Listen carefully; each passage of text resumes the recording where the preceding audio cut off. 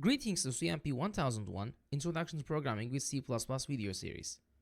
In this video, we will look into the repetition statements in C++, the while loop, as well as the for loop.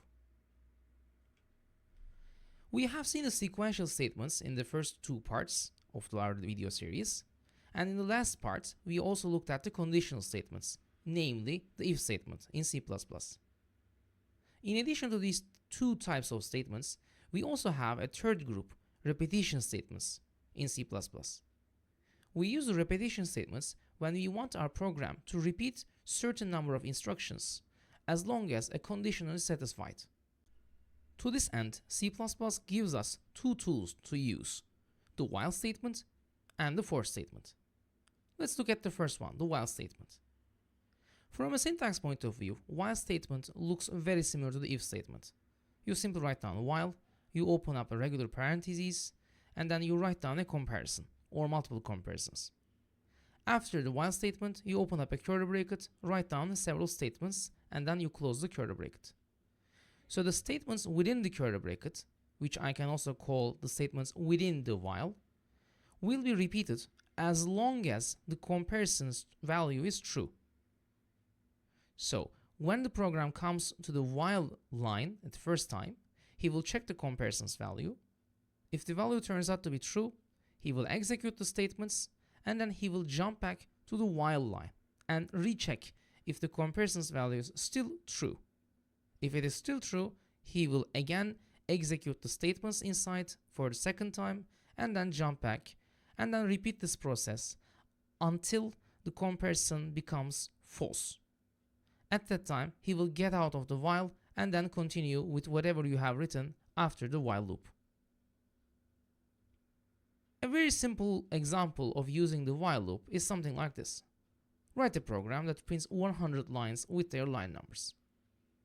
To start with, let us try to write this thing without using a while loop, and then I will just try to show that why a repetition statement is a very intelligent idea. The first thing that comes to my mind is, well, since we are asked to write down 100 lines, why not just write down 100 lines? Saying line 1, and then copy and paste it, saying line 2, line 3. Maybe copying and helping will help me in this sense a lot. And then I can just copy and paste more and more number of lines to achieve my end, which will serve my purpose, but it's going to be an extremely boring way of writing down a program, and as you can see, a very inefficient way of writing down this program. So before continuing, we can think about a little bit more parameterizing this kind of multiple line writing, I can say, without any repetition statements. Because here, the lines that are being repeated are actually different lines. The first one saying line 1, second one saying line 2, line 3, line 4. So all the strings that you are writing to the screen are actually different strings. Can we make them a single string that is going to be repeated over and over again? So to that end, I can just simply write down a variable line index. Let it start from 1. And then instead of just saying line 1, I will be saying line index and then std and l. Afterwards, I'm simply gonna say line index plus, and then I will be simply copying and pasting this part. So now the second one is again gonna be saying line 2, and then if I just put one more of this couple, in the third one it's gonna be printing out line 3, then line 4, then line 5, then 6, 7, 8, 9, 10. At least copying and pasting has become much more easier to do here. So the advantage of writing the program like this is, as you can see, I'm repeating the same two lines for every output. For every subsequent output, I'm using the same two-line couple, instead of writing down a specific single line command for every single one of these lines. Then, considering the while structure that we have mentioned, I think we can just very simply see that which lines will be repeated inside the while loop. So apparently it's going to be something like while something that we will define, I will be repeating these two lines. And the program is going to be very short, like this. So as long as a comparison's value is true, he will just keep repeating these two lines over and over again. What is that comparison? What is the question asking from us? Just write down 100 lines with their line numbers. And where do we keep the line number, the next line number, in the line index?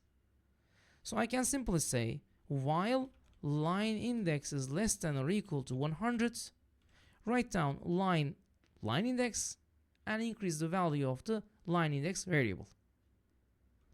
So let me run this code. So as you can see, he is now able to print out 100 lines with their respective line index values. So here the program starts at line number 5 and then goes to line number 7 and just checks if the comparison's value is correct or not. 1 is less than or equal to 100, which is correct, so he will go inside and then execute these two lines in sequence. Then when he reaches the ending, the closing bracket of the while, he will jump back to the start of the while loop and he will execute this comparison one more time. So this time the line index is a value of 2. So 2 less than or equal to 100, still it is correct. So he will just execute lines 8 and 9 one more time, jump to line 7 again, and he will go on and on and on like that. So at the end, line index value will become 101. At that time, 101 less than or equal to 100 is going to be false. So he will not go inside the while loop. He will skip lines 8 and 9, and he will simply go to the next line, line number 12, which will mean that the program should end. So this is the correct way of writing down this particular question using the while loop.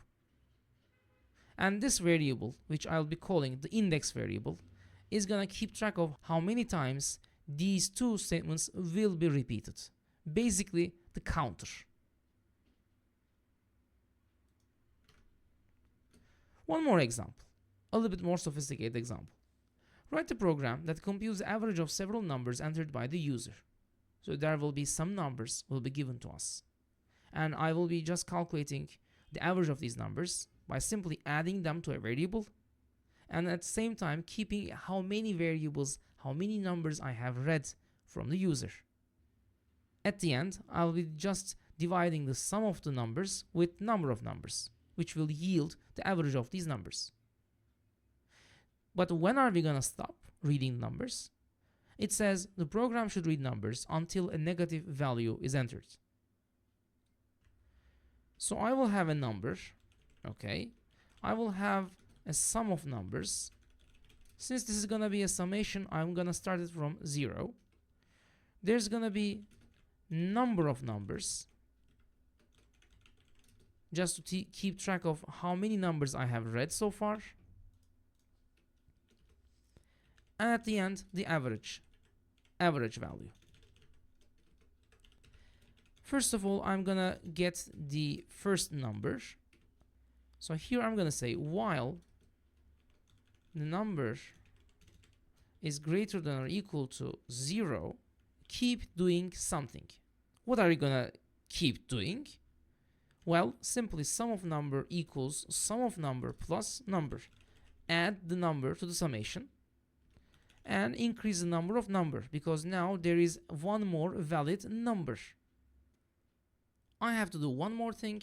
I have to simply read the next number given by the user. So let's look at how this code piece works. So here he's gonna get the first number, read the first number from the user. Check if the number is a non-negative number.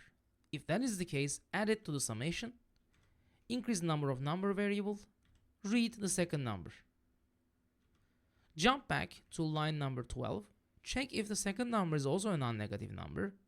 If that is the case, add it to the summation, increase the value of number, read the third number. Keep doing this until the number's value becomes a negative value. At that time, get out and just simply calculate the average value. Double casted sum of number divided by number of number, and then print it out to the screen.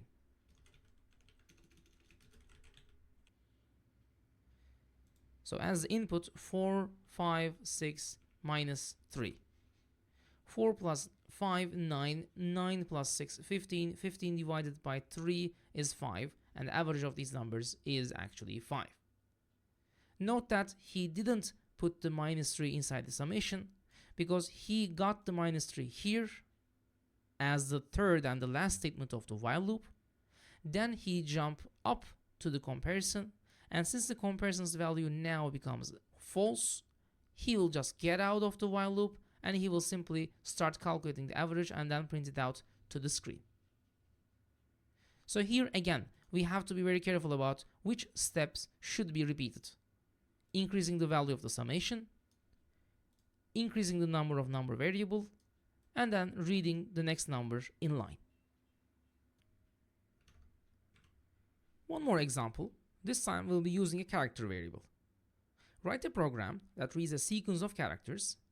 Then the program should count the lowercase letters in this sequence, and we have to keep reading until a star character is met. So that part is going to be similar to what we have done in the second example.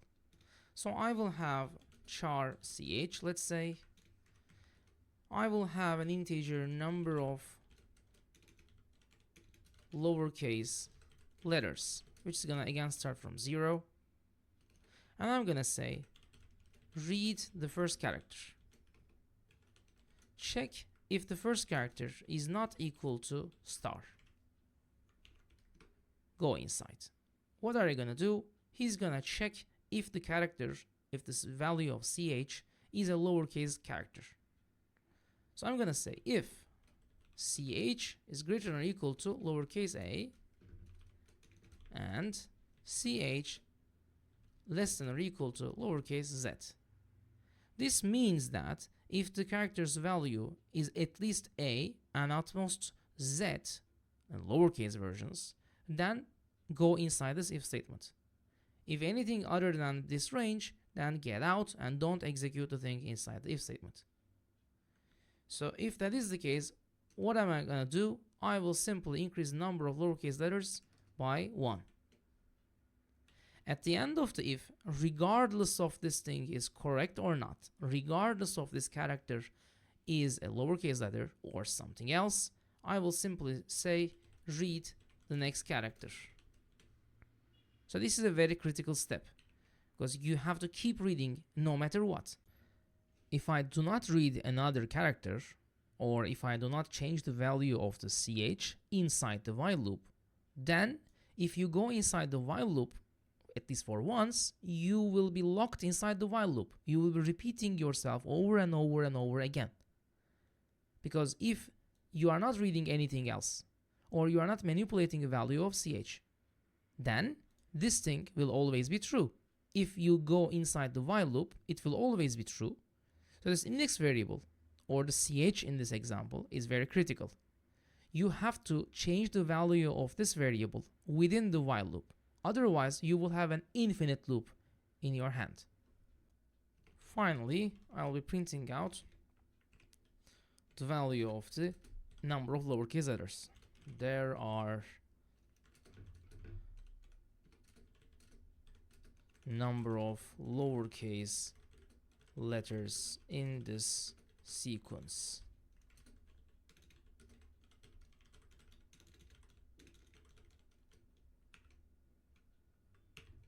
So lowercase r, uppercase t, 7, 8, and then exclamation mark, then o, and then star. There are two number of lowercase letters in this sequence, lowercase r and lowercase o. The other characters are simply ignored. Note that putting a semicolon at the end of a while statement is a very common mistake. This is similar to putting a semicolon at the end of the if. So from a syntax point of view, putting the semicolon at the end of this while is technically correct, but as you might imagine from the if statement rule, at this time, if you just do that, you can saying like this while statement ends here. There is no body. So this part is actually outside of the while loop when you put this little semicolon after the while. And the problem here is a little bit worse than in the if, because now, since I am not changing the value of ch, this is gonna end up with an infinite loop. The program will never gonna able to get out of this while loop if I run this program, because of this little semicolon at the end of the while loop. Therefore, similar to the if statement rule, do not put a semicolon at the end of a while statement. This is a big no-no. The second repetitive statement C++ gives us is the for statement. This is a little bit different from the while statement in the sense that it generally works a specific number of steps, which is more formally called iterations. The syntax for the statement goes like this. You write down for, you open up a regular parenthesis couple, and within the regular parenthesis couple, you write down 3 steps, each delimited with a semicolon. Afterwards, you open up a regular curly bracket couple, and you write down the statements that you want to be repeated inside this curly bracket couple. What are these 3 steps? These are the initialization, comparison, and the modification. Each work in different place of the for loop, and each work in different number of times during the loop. The initialization step is the statement or statements that work at the start of the for statement and only once. This is generally used to initialize a given variable, like the index, like the counter that will be used in the for loop. The second step, the comparison step, is very similar to the comparison of the while statement. So this step is going to work at the start of each iteration. And if the resulting value of this comparison turns out to be true, he will just go inside the for loop and execute the statements one more time. If the value of the comparison turns out to be false, then the program will get out of the for loop and then continue after the for loop. The third part is called the modification step. This is the place where the statement which is going to be executed at the end of each iteration goes. This modification step looks a little bit strange from the other things that we have seen so far, because it seems like it is breaking the sequential aspect of the programming, because you write it down at the start of the for loop, however it is going to be executed at the end of the statements. So you may reflexively feel like it should be written after the statements before the closing curly bracket, however it is written there. Therefore it can cause a little bit of a confusion. Okay, so after giving a theoretical look, let us go and write down a couple of examples using the for statement. So first of all, let us go over the write a program that prints 100 lines with their line numbers example, but this time let us write it with the for statement instead of the while statement. So this was the code that we have written for the same example using the while statement. Let us try to rewrite this thing with the for now. So I will be using the same line count variable as before, but down this time, this part, I will comment it out and I will write its for loop equivalent. So here I'm gonna say for. This time I will start with the initialization step. This is gonna be done at the start of the for loop and it's gonna be done only once. So I'm gonna simply say line count equals 1 to notify that this variable will start from 1.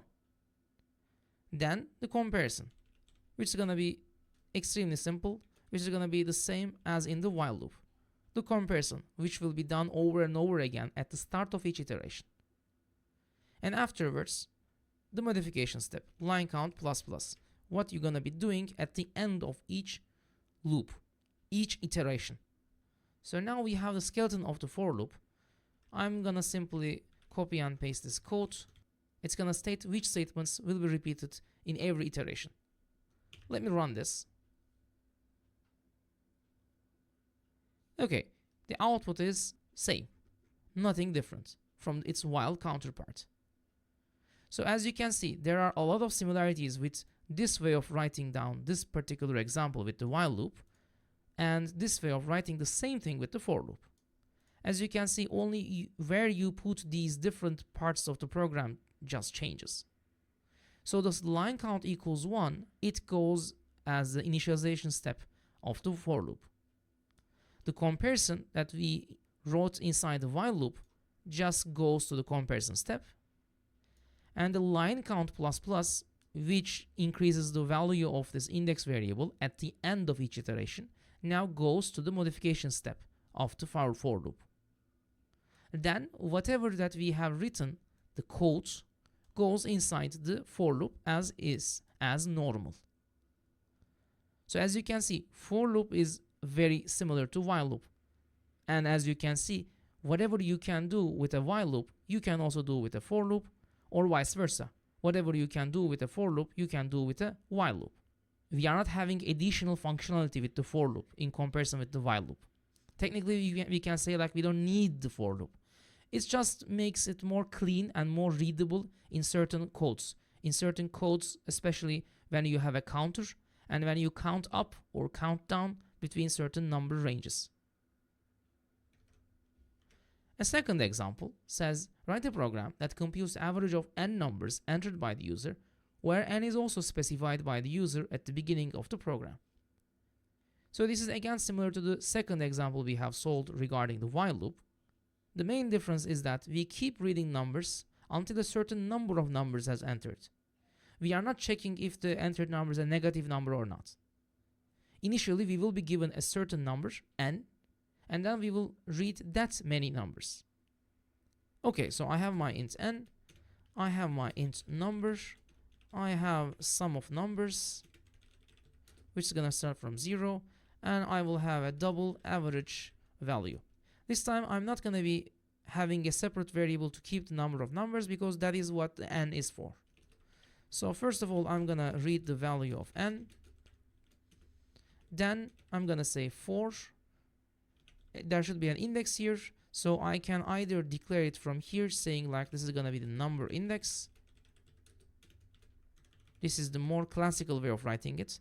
Number index equals 1, number index less than or equal to n, number index plus plus. What should I do? First of all, read the number, and then simply sum of numbers equals sum of numbers plus number. At the end of the for loop, I'm gonna simply calculate average equals double casted sum of numbers divided by n. And std code average of these numbers is average. So I'm giving 6 numbers, 1, 2, 3, 4, 5, 6. So average of these numbers is 3.5. So 1 plus 2, 3, 3 plus 3, 6, 6 plus 4, 10, 15, 21 divided by 6, it is 3.5. So as you can see, this is a little bit different from its while counterpart, but nothing so complicated, nothing so different. One common simplification that people use is instead of declaring this variable in here at the regular variable declaration part, you can delete this part, and then instead you can also declare the variable as part of the initialization step. This is again a completely valid piece of program, and the functionality is the same as the before version. The main difference here is the fact that this now the number index variable is only gonna be defined inside the for loop, which means that outside of the for loop, if you try to say like number index equals something, C++ will simply say I don't know what number index is, because what is called a scope, which we'll be covering in the next video. But for the time being, this is also a completely valid and completely accepted way of declaring this counter variable. One more example. Write a program that controls whether the number entered by the user is a perfect number or not. Okay, so first of all, we have to understand what is a perfect number. Perfect number is a positive number whose sum of its positive divisors, except itself, is equal to itself. So a couple of examples are given like 6 and 28. So how 6 is a perfect number? What are the positive divisors of 6? 1, 2, 3, and 6. but we have to sum all of its positive divisors except the number of itself. Therefore, we have to sum up 1, 2, and 3, which turns out to be 6, which is the number itself. Therefore, we can say 6 is a perfect number. Okay, here we have to think a little bit. How are we gonna check if a number is a perfect number or not? I mean, there will be an input, and we have to do something in a repetitive fashion so that at the end we will just decide that if this number is a perfect number or not. So the critical thing here is to find the divisors of this number. We are not sure how can we find the divisors, but we can just check every possible divisor, which is gonna be the number starting with 1 and going all the way to the number itself. If we just check every single one of these numbers, we will be simply finding out which one of them is a perfect divisor. How are we gonna do that? We will be simply using the mod operation. If the number mod that number that we are checking equals 0, that means that number is a perfect divisor. So first things first, I have the number that we'll be checking whether it be a perfect number or not. There will be something called the sum of divisors, which is gonna start from 0. And there's gonna be what I will be calling potential divisor. I'm gonna read the number as normal from the user. Then I'm gonna say for potential divisor equals 1, potential divisor less than the number. I don't want to go all the way including the number itself because the definition of the perfect number specifically says don't count the number itself. So I will going to up all the way excluding the number itself. Potential divisor plus plus. So now I'm going over all the numbers starting from 1 till the number except the number itself. So I'm gonna say if number mod potential divisor equals 0, this means that this potential divisor is actually a divisor. I'm gonna say sum of divisors equals sum of divisors plus potential divisor, because this time if I go inside the if statement, then the potential divisor is an actual divisor. So I just add it up to the sum of divisors variable. And I just keep repeating this process. And at the end of the for loop, I'm just gonna check if sum of divisors equals the number itself. If that is the case, I'm gonna say this is a perfect number. Otherwise, else, I'm gonna say this is not a perfect number. Let us try with a positive. So 6, this is a perfect number. What about a negative example, such as 8? This is not a perfect number. We are also given another number, another perfect number, 28. This is also a perfect number. So what am I doing here? I am going all the way from 1 to the number, excluding the number itself, and I am checking if number mod potential divisor is 0. If that is the case, I am sure that this number by definition is a divisor. So I'm just adding up to the sum of divisors variable. And at the end of checking every possible divisor, every possible potential divisor, I'm saying if sum of divisors equals number, the number is a perfect number, otherwise the number is not a perfect number. I can do a little bit more improvement over the code. I can simply say like, let me start the sum of divisors from 1 and start the potential divisors from 2. Because I know that 1 is gonna be a divisor for every single number because of the division operation. So there's no need to check if number mod 1 is gonna be 0 because it's always gonna be 0.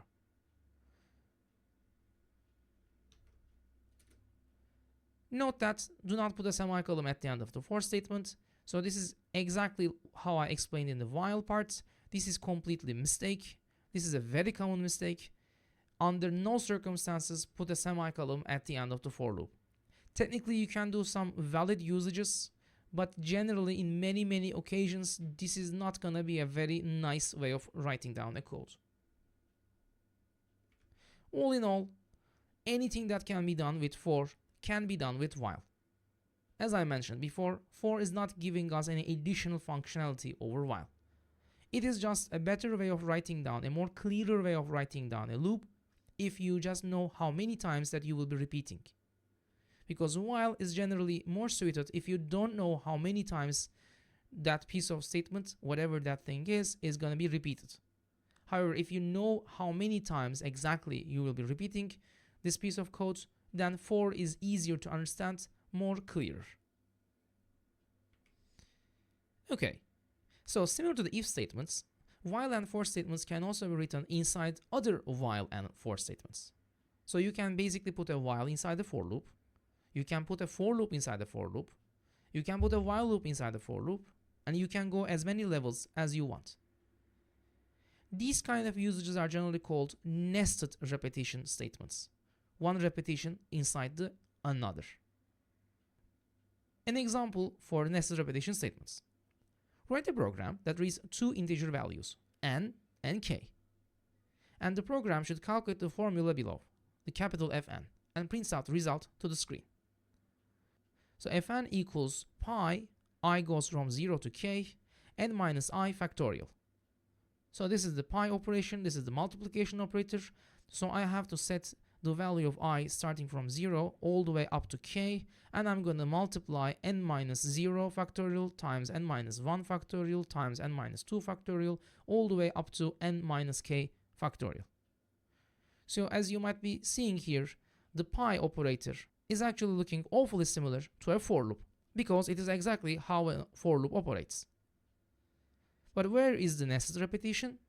The nested repetition comes from the factorial operation, because a factorial operation can also be written using a for loop, because you start from 1 and you go all the way up to the number itself, and then you multiply all the numbers to come up at the outcome of whatever number you are looking for factorial. Let's go to the code. So I will have my n, I will have my k, and as the index I will have my index I. So I will be getting the inputs first, and then I'm just getting the second input, the k. So there's gonna be a summation, I guess. I will be calling it result, and it's gonna start from 1 because this is gonna be a multiplication of several items, and 1 is the identity element of the multiplication operation. Therefore it is better to start it with 1 instead of 0. So here I will be saying, like, for I equals 0, I less than or equal to k, I plus plus. So this is gonna be my, what is called the outer loop, the bigger loop. And here I would like to write something like result equals result times, if I had an operator for factorial, it should look like this.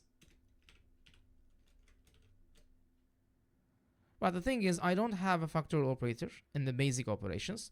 Therefore, this part should be calculated using another for loop. So for this one, I'm gonna declare a second variable called int factorial result. And I'm just gonna say, at the start of each iteration of the outer loop, factorial results gonna have a value of 1. And then here I will have a loop which is going to calculate the n minus I factorial, and then I will simply say that result equals result times factorial result. So here now the challenge becomes, what am I supposed to write here? So as I mentioned, this is going to be a for loop. So there will be a for loop which is gonna start from 1 and go all the way to n minus I, and it should multiply the values of the index. So I would be requiring another index, which I can call it like the factorial index. So let me go up and then declare this last variable, factorial index. For factorial index equals 1, factorial index less than or equal to n minus I, factorial index plus plus. So I'm going all the way 1 by 1 starting with 1 and to n minus I. I'm just gonna say factorial result equals factorial result times factorial index. So this little piece of code is actually calculating n minus I factorial with a for loop. This one I'm gonna call the inner for loop, and the big one I'm gonna call the outer for loop. So after the outer loop, I'm gonna simply say std code result is simply result.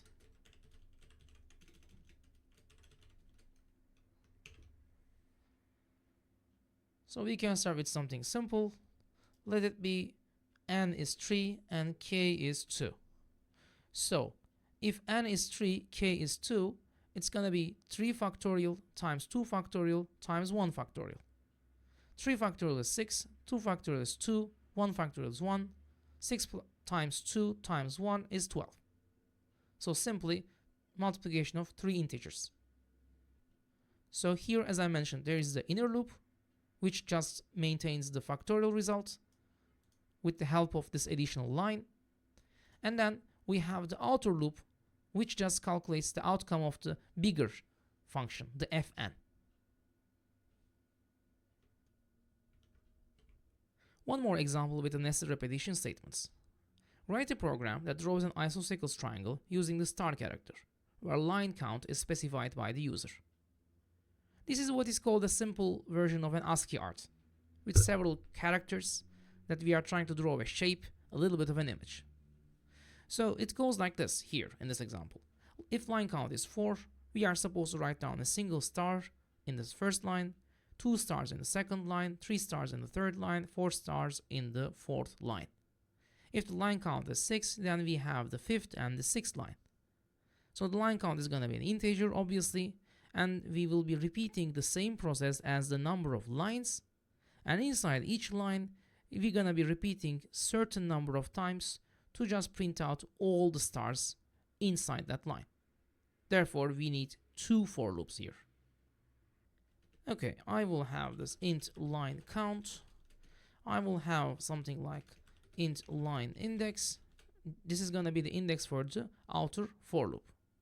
And then I will be requiring another index, which is going to be the index of the inner loop. I'm just going to call it star index because it's going to be an index of the star characters that I'm supposed to print out. I'm getting the line count from the user, and then for line index equals 1, line index goes all the way to line count, including the limit, line index plus plus. At each line, what I'm supposed to do is I'm just gonna write down as many stars as the value of the line index. Because in the first line, I'm just simply writing down a single star. Second line, which means line index's value is 2. There, I'm just writing down 2 stars. Then, when line index is 3, 3 stars, line index is 4, 4 stars, and so on and so forth. Therefore, I'm just gonna say for star index equals 1, star index less than or equal to line index, and star index plus plus. And here I'm just gonna say std code star, but simply a star without any std and l, because the end of the line comes at the end of the line. It's not after each star, right? So at the end of this for loop, we are at the end of our line. Therefore, the std and l goes here. Let me run it with several variables. So something bigger, 8. So in the first line I have 1 star, 2 stars, 3 stars, 4, 5, 6, 7, and 8. Nice. Something even bigger, 15. So I have a very big isosceles triangle, starting with single star, 2, 3, 4, 5, 6, all the way up to 50. So here again, this is a very simple example of a nested loop. Here the idea is I'm just trying to understand what is the index and what is the range of the index, both for the outer loop and for the inner loop. And how come they are related to each other, if they are related to each other? Because in this particular example, they are related to each other. The second one's limit is the current value of the first index. One last example, which is a bit more sophisticated than the first two. Write a program that reads an integer value and computes the sum of the factors of each digit as an integer. So an example of the example, assume that the user enters 572. For each digit of the integer, we have to compute the factorials. So each digit, 5, 5 factorial, 7, 7 factorial, and 2, 2 factorial. Then we want to compute the sum of these factorials. So it should be 120 for 5 factorial, 5040 as the 7 factorial, and 2 as the 2 factorial, and end up 5162. So here again we have two loops. One loop which will go over every single digit, and the second loop which is going to calculate the factorial of that digit. The inner loop is going to be exactly as we have written in the first example of nested repetition statements. But the first loop is going to be a little bit more sophisticated, because now it's going to be a challenge to find every single digit out of this number. Okay, first things first, let us get our number, declaring the variable, and then reading it from the user. We will have a result, and since the result is a summation of several things, 5 factorial plus 7 factorial plus 2 factorial in this example, then we will be writing it down as 0 because it's going to be the identity element of the summation operation. So then we have to think about the outer loop here. How are we going to get every single digit out of this number? So one way of doing it is by using the mod operation in conjunction with a div operation. So let's say that I am just gonna saying something like this: digit equals number mod 10. So there is a variable called digit which is gonna be number mod 10. So in this example 572, the digit is gonna be 2. Then if after this operation I say number equals number divided by 10, so since the number itself is an integer divided by an integer is gonna be an integer division. Therefore 572 divided by 10 is gonna give me 57. So if I just say digit equals number mod 10, then the next time I am just gonna getting 7, because now the number becomes 57. 57 mod 10 is gonna be 7. I repeat the same process, and then I repeat the same process, and the digit now I am getting is gonna be 5. If I do this thing one more time, then the number will become 5 divided by 10, it's gonna be 0. So I'm thinking that if I keep executing these two lines over and over again, after a while I will be reaching 0 as the number, but during each iteration I will be having each digit of the number. Therefore, I will be putting this thing inside the while loop. While number is greater than 0, first of all, calculate the digit, do something with the digit, which is gonna calculate the factorial of that digit, and then divide the number by 10. Obviously, I have to move this line to the start of the while loop. So in this fashion, I will be getting every single digit out of the number in each iteration. And at the end, the number will become 0, which will force me to get out of the while loop. So what am I gonna do here? Again, I will repeat the whole factorial calculation process. I will have an int factorial result. I will have an int factorial index. Here I'm gonna say factorial result starts from 1, Then for factorial index equals 1, factorial index less than or equal to the digit, factorial index plus plus.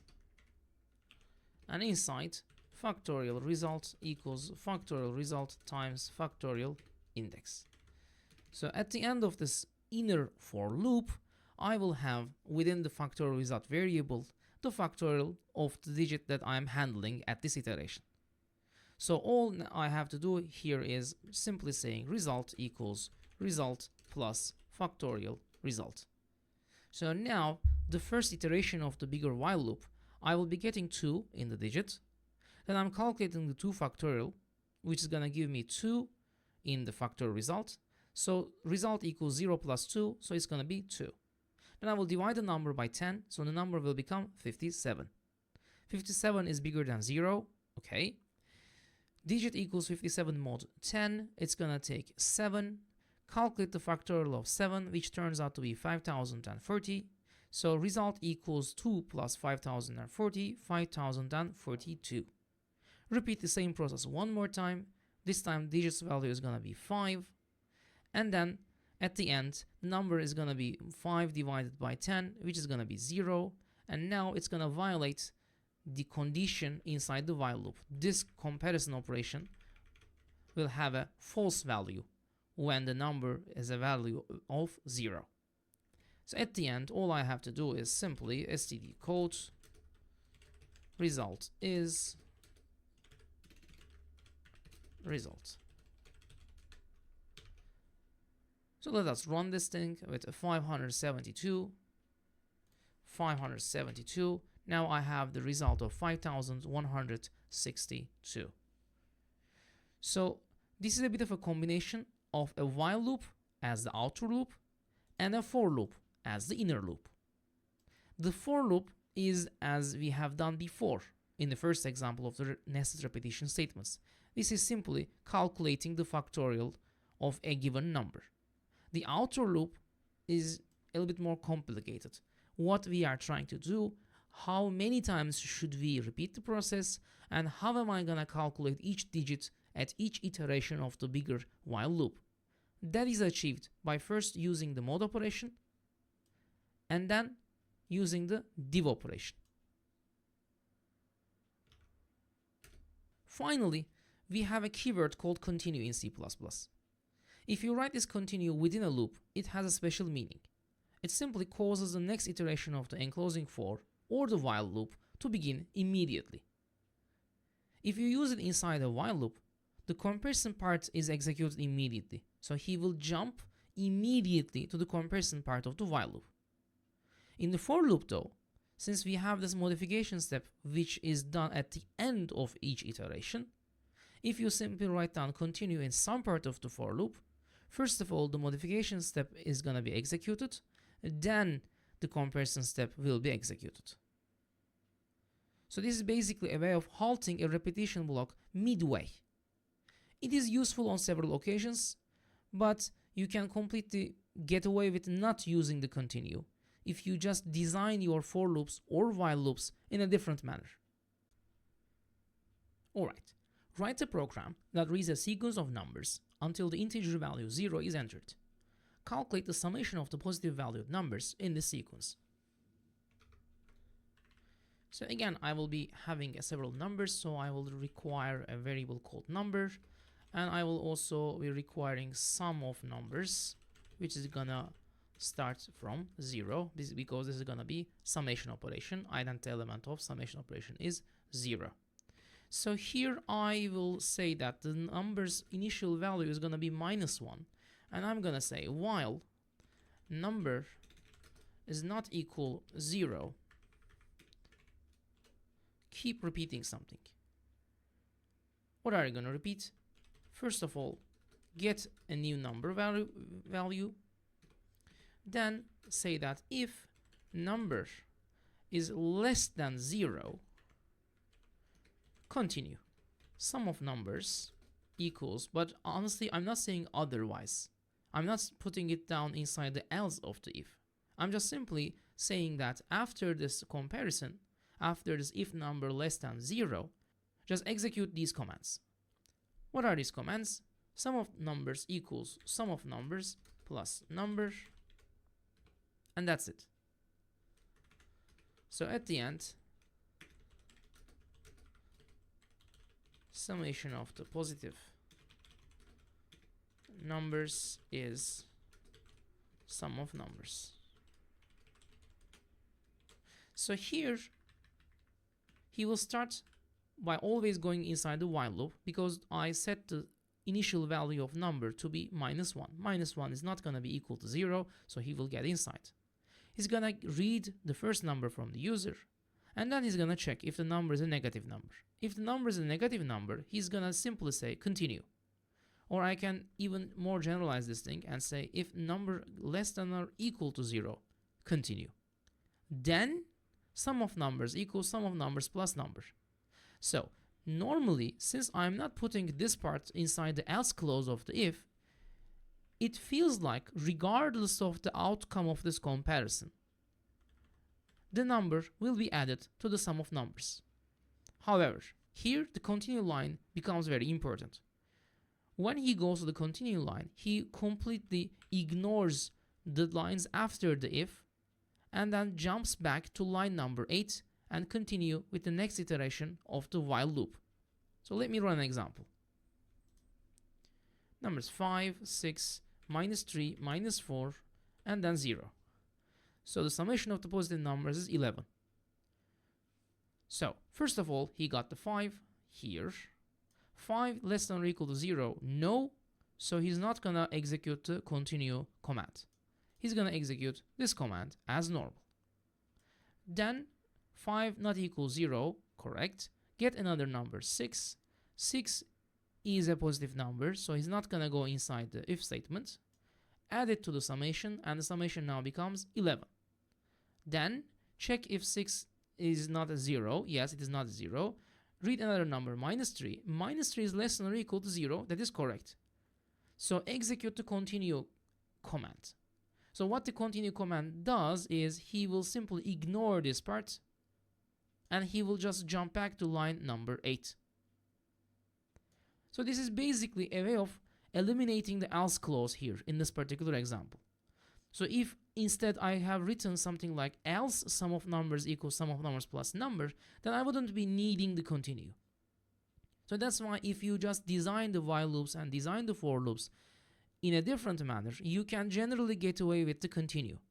But on some occasions, on some more complicated pieces of code, this continue will become useful. In this video, we have covered the repetitive statements in C++, the while loop, the for loop, nested repetition statements, as well as the continue keyword. In the next part, we will look at the functions in C++ language. Thank you for watching and see you next time.